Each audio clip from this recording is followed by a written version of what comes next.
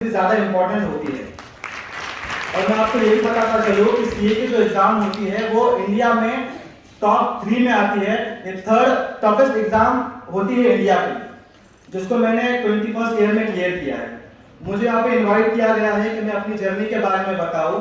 तो मैं अपनी जर्नी के बारे में स्टार्ट करने से पहले मैं अपने पेरेंट्स को, अपने टीचर्स को और सबसे ज़रूरी मैं अल्लाह को शुक्रिया अदा करता हूँ कि उन्होंने मुझे इस पूरी जर्नी जो मेरे साथ से एंड तक रही, सपोर्ट किया, मुझे आगे बढ़ने में मदद की।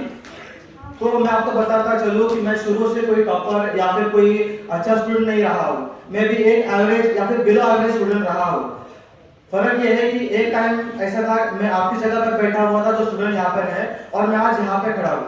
मैं उम्मीद करता हूँ कि आप में से भी कोई स्टूडेंट यहाँ पे अगली बार खड़ा हो। तो शुरू करता हूँ। तो मैं ऐसा था कि बहुत ही एवरेज स्टूडेंट बोल सकते हैं मुझे। पढ़ाई में इंटरेस्ट नहीं था, ना ही मैं ऐसा था कि जब भी टीचर बोलते थे कि आप पढ़ाई में खड़े हो जाओ, कुछ रीड करके दिखाओ, तो मैं पीछे हटता था। वैसा स्टूडेंट में था। लेकिन कहते ना कि हर एक के लाइफ में टर्निंग पॉइंट आता है। तो मेरे लाइफ में भी टर्निंग पॉइंट आया है, आपके लाइफ में भी आएगा।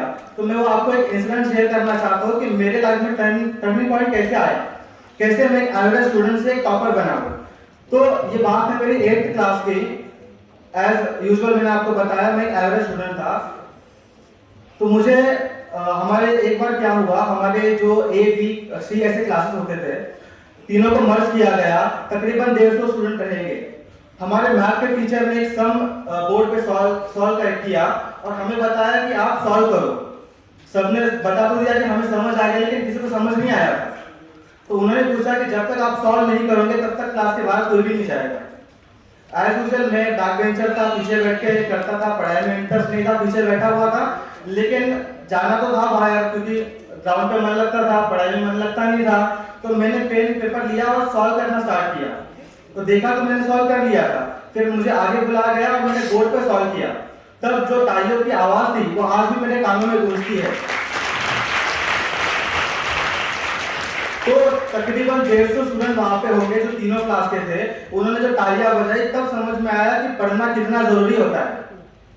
ये एक समंदर है, इसमें लोग आते हैं, डुबकी लगाते हैं। अगर आप हाथ पैर नहीं चलाओगे, आप स्विमिंग नहीं सीखोगे, तो आपको किनारे कर दिया जाएगा, या आप डूब जाओगे या किनारा कर दिया जाओगे। तो तब समझ में आया कि पढ़ाई बहुत जरूरी है। तब मैंने पढ़ना शुरू किया, तब चीजें समझ में आई कि क्या इंपॉर्टेंट है। तो मैं आपको बताता चलूं कि 8th में जो बच्चा लास्ट बैठता था, 10th में उस बच्चे ने जेडपी हाई स्कूल में टॉप किया। और मैं ऐसे जगह से आता हूं जो बहुत, जैसे कि बताया गया, बहुत छोटा सा गांव है जहां पॉपुलेशन 4000 से ज्यादा नहीं है, रिसोर्सेज की कमी है, ज्यादा लोग उसको जानते नहीं है। जब मैंने 10th में टॉप किया, उसी वक्त अंसार का रिजल्ट लगा था। शेख अंसार, जिनको आप जानते हैं, जिन्होंने यूपीएससी क्लियर की थी 21st ईयर में। तो उनका जब रिजल्ट लगा तो मुझे भी बहुत सारे लोगों ने बताया कि तूने भी 10th में टॉप किया है, यूपीएससी कर ले, कलेक्टर बन जा। लेकिन मुझे जॉब में इंटरेस्ट नहीं था, यूपीएससी नहीं करनी थी, मुझे खुद हटके करना था। तो मैंने डिसाइड किया कि कुछ बिजनेस करते हैं। बिजनेस में सोचा कि करना क्या है, तो मैंने सीए डिसाइड किया। मैं अपने पेरेंट्स को थैंक्स बोलना चाहता हूँ कि उन्होंने मुझे हर एक लेवल पे सपोर्ट किया। जहाँ पे सब लोग बोल रहे थे तू कलेक्टर कर, वहाँ उन्होंने मुझे सीए करने के लिए मोटिवेट किया। तो मैंने सीए किया। फिर मैं 11th में गया। मैं आपको और एक बात बताता चलूं कि मेरे स्कूल मराठी मीडियम से थी, जहाँ पे इंग्लिश का बहुत कम यूज किया जाता था, बोली नहीं जाती थी, पता भी नहीं होता था। मुझे एबीसीडी आती थी 8th क्लास तक, उससे ज्यादा इंग्लिश मुझे नहीं आती थी। उसके बाद में 10th में मैंने सीखना स्टार्ट किया, 11th में मैंने सीखा, 12th में मैंने फिर से टॉप किया। मतलब 10th में भी टॉपर था, कॉलेज में भी टॉपर था मैं। और ये गाँव की जर्नी फिर पुणे जाकर खत्म हुई। शुरू मैंने गांव से किया और मैं पुणे जाकर सीए की स्टडीज करने लगा। सीए की मैंने पढ़ाई की और वहां पर मैं बता चलूं, मेरे जो साथ में कॉलेज में 25 से 30 बच्चे थे, वो आज सीए नहीं कर पाए, लेकिन मैं अकेला बच्चा हूं जिसने सीए क्लियर किया है। तो मेरी स्टोरी बताने का मकसद ये है कि जब मैं कर सकता हूं तो यहाँ पर बैठा हुआ हर एक बच्चा कर सकता है। 8th क्लास तक जिसको एबीसीडी नहीं आती थी, उसने 21st ईयर में 21 साल की उम्र में सीए कोर्स क्रैक किया है, क्लियर किया है, जो कि इंडिया का थर्ड टफेस्ट एग्जाम है। तो आप हर एक बच्चा यहाँ पे कर सकता है। मैं यहाँ पे बैठे हुए पेरेंट्स को भी बोलना चाहता हूँ कि अपने बच्चे को मोटिवेट करो, उसको सपोर्ट करो, जो वो करना चाहते हैं वो करो।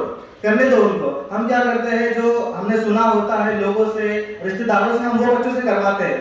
प्रॉब्लम इसमें ये हो जाती है कि बच्चे को करना नहीं होता, बच्चा कहीं जाके अटक जाता है, तो बच्चे को वही करने दिया जाए जो तो करना चाहता है, तो उसमें बच्चों को सपोर्ट किया जाए।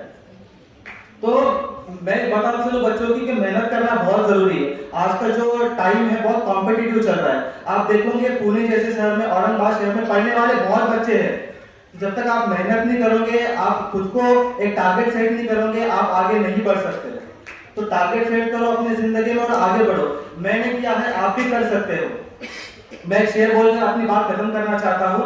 ये शेर मुझे बहुत इंस्पायर करता है, मैं इसे बिलीव करता हूँ कि मंजिल उन्हीं को मिलती है जिनके सपने में जान होती है। मंजिल उन्हीं को मिलती है जिनके सपनों में जान होती है। पंखों से कुछ नहीं होता, हौसलों से उड़ान होती है।